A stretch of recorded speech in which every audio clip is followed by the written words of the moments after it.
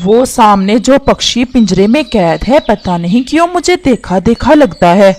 हम जब भी इधर आते हैं तुम यही बात कहते हो। चलो आज पास जाकर देखते हैं। कौवा और कव्वी पिंजरे में कैद इस पक्षी के पास आते हैं। जरा गौर से देखो, बिल्कुल रानो चिड़िया के जैसी शक्ल है इसकी। मुझे तो ऐसा लग रहा है पिछले साल जो बच्चा रानो चिड़िया का खो गया था और जिसे वो आज तक यही समझती है कि वो मर गया है, ये वही बच्चा है। शायद ऐसा ही हो। छोटे बच्चे, तुम कब से इस कैद में हो? मुझे नहीं पता कि मैं कैद में हूँ। ये तो मेरा घर है और मैं शुरू से इसी घर में रहता हूँ। मैं कैद में कब हूँ? मुझे यहाँ दाना भी मिलता है और पानी भी। सिर्फ दाना और पानी ही जिंदगी होती है क्या? मेरे लिए तो यही कुछ ही मेरी जिंदगी है। चलो हम चलते हैं। ऐसा लग रहा है इस बच्चे ने सारी जिंदगी इस पिंजरे में गुजारी है। इसे शायद आजादी के बारे में पता ही नहीं है। हाँ चलो, वो सामने कोई इंसान भी आ रहा है। और कौवा और कव्वी वहां से उड़ जाते हैं। वो अपने घर जाने की बजाय रानो चिड़िया के घर की तरफ जाते हैं। रानो चिड़िया, हम भोजन की तलाश में अक्सर इंसानों की आबादी में चले जाते हैं।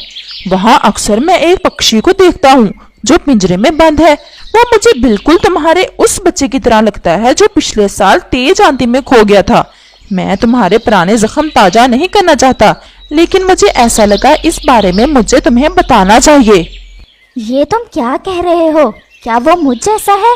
हाँ, इसकी शक्ल तुम्हारे जैसी ही है। कोई दिन ऐसा नहीं होता जब मैं अपने बच्चे को याद नहीं करती। मेरा बच्चा, मुझे रोज ऐसा ही लगता है मेरा बच्चा कहीं खेलने गया हुआ है और वापस आ जाएगा। ये क्या, आप तो रोने लग गए। अगर आपको हो तो हम कल सुबह जाते हुए आपको साथ ले जाएंगे। हो सकता है कोई चमत्कार हो और वो तुम्हारा ही बच्चा हो। काश ऐसा ही हो, तुम मुझे जरूर साथ ले जाना। और कौवा और कव्वी वहां से अपने घर चले जाते हैं। मैं इसी बात से डर रही थी। देखा रानो चिड़िया कैसे रोने लग गई थी। समय के साथ साथ इसके दुख कम हो गए थे। अगर वो बच्चा इस चिड़िया का ना हुआ तो पता है वो फिर से इसके जख्म ताजा हो जाएंगे और अभी इस उम्र में वो सह नहीं पाएगी फिर से कोई जख्म। मैंने तो चिड़िया के लिए अच्छा ही सोचा है। अगर वो बच्चा सच में ही रानो चिड़िया का हुआ तो उसको नई जिंदगी मिल जाएगी। आज की रात चिड़िया के लिए बहुत लंबी हो गई थी। वो रात गुजरने का नाम ही नहीं ले रही थी और चिड़िया अपने दिल ही दिल में अपने बच्चे के बारे में सोचकर बहुत खुश हो रही थी। और ऐसे ही यादों में चिड़िया की वो रात गुजर ही जाती है। रानो चिड़िया बहुत बेचैन थी और वो खुद ही कव्वे के घर की तरफ चली जाती है। आओ आओ चिड़िया दीदी, हम भी बस निकलने ही वाले थे आपकी तरफ। मुझसे इंतजार नहीं हो पा रहा था, इसलिए मैं खुद ही चली आई। ऐसा भी हो सकता है मुझे गलती ही लगी हो। आप मेरा विश्वास करें, मेरे बारे में कोई गलत सोच मत रखना। नहीं नहीं कव्वे भैया, मुझे पता है तुमने तो मेरा भला ही चाहा होगा। तो फिर चलो। और ऐसे कौवा कव्वी और रानो चिड़िया पास वाले गांव की तरफ चल देते। वो सामने देखो पिंजरे में। वो कुकू ही है, मेरा बेटा कुकू ही है वो। जरा ध्यान से देखो। मैं अपने खून को कैसे ना पहचानूंगी, वो मेरा ही बच्चा है। इसके पंख पर वो काला निशान देख रहे हो, मेरा कुकू ही है ये। पास में कोई इंसान नहीं है अभी, चलो हम पास चलते हैं। और वो पिंजरे के पास जा बैठते हैं। मेरे बच्चे, मेरा जीवन, तुम यहाँ कैसे पहुँचे? आप कौन हो? मैं माँ हूँ तुम्हारी मेरे बेटे। तुम बहुत छोटे थे जब तेज हवा में तुम मुझसे खो गए थे। मैं तो अब तक यही समझती रही कि अब तुम इस दुनिया में नहीं रहे। और कुकू अपने सोचों में खो जाता है और फिर अचानक से रोने लगता है। माँ, मुझे सब याद आ गया। वो नदी के पास हमारा घर, वो शाम जब हम माँ बेटा घर से दाना लेने निकले थे और रास्ते में तेज हवा आ गई थी। वो ऐसे बातें कर ही रहे थे, फिर अचानक से इंसान उधर आ जाता है जिसने कुकू को पिंजरे में बंद किया होता है। ए इंसान, ये मेरा बच्चा है। बहुत समय पहले हम बिछड़ गए थे। इस पर दया करो और इसे आज़ाद कर दो। मैं इसे लेने आई हूँ। मैं इसे आजाद नहीं कर सकता। मैंने इसे बड़े शौक से पाला है। मैं रोजाना इसे दाना पानी देता हूँ। तुम्हारा बहुत बहुत धन्यवाद, लेकिन मैं इसकी माँ हूँ। मैं इसके बगैर जी नहीं पाऊंगी। ऐसे चिड़िया बहुत मिन्नती करती है, लेकिन वो मानने को तैयार ही ना था। रानो चिड़िया, अब हमें जाना चाहिए। ये इंसान नहीं मानेगा। हम कल फिर आएंगे, तब तक हम कोई उपाय ढूंढते हैं जाकर। और फिर ऐसे वो सब वहां से चले जाते हैं। हम कल फिर आएंगे, आप परेशान ना हो। अगर कुकू मिल गया है तो हम उसे आजाद भी करा लेंगे। और कौवा और कव्वी वहां से चले जाते हैं और चिड़िया अपने बच्चे को याद कर करके रोने लगती है।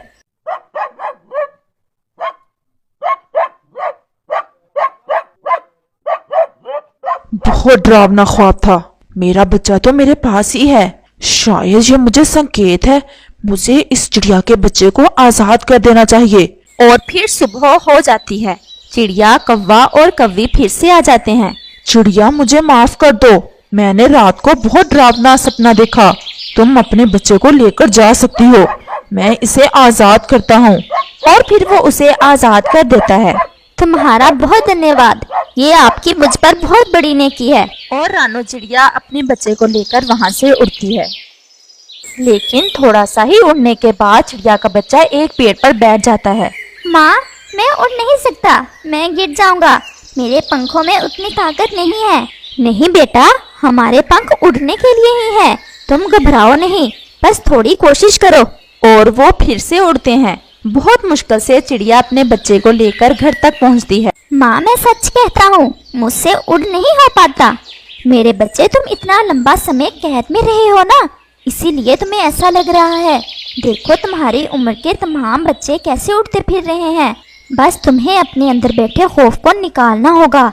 ऐसे ही दिन और रात गुजरते रहे, लेकिन चिड़िया का बच्चा डर के मारे उड़ ना पाया। चिड़िया इसे सांत्वना देती है, लेकिन वो ऐसा नहीं कर पाता। चिड़िया परेशान होकर तोते के पास जाती है और उसे सारी कहानी सुनाती है। ये कोई अजीब बात नहीं कि तुम्हारा बच्चा उड़ नहीं पा रहा। इसने इतना लंबा अरसा कैद काटी है। इसे इस आजादी की क्या खबर। इसे क्या पता कि इन फिजाओं में ऊंची उड़ान ही इसकी जिंदगी है। वो ऐसे जल्दी से ये सब नहीं समझ पाएगा। तुम धीरे धीरे हर रोज इसे समझाया करो, और फिर जब उसके अंदर का खौफ खत्म हुआ तो फिर ही वो उड़ने लायक होगा। तोते भैया, आप ठीक कहते हो, मैं ऐसा ही करूँगी। और चिड़िया वहां से चली जाती है। और फिर चिड़िया अपने बच्चे को हर रोज जंगल के बारे में सारी बातें बताती है। उसे बहुत ज्यादा प्यार करती है और उसमें विश्वास पैदा करती है कि वो अब उड़ सकता है। और फिर कुछ समय के बाद कुकू के दिल से सारा खौफ मिट जाता है और वो अपनी माँ के साथ अपनी नई जिंदगी शुरू करता है। और फिर कुकू अच्छे से उड़ने लगता है।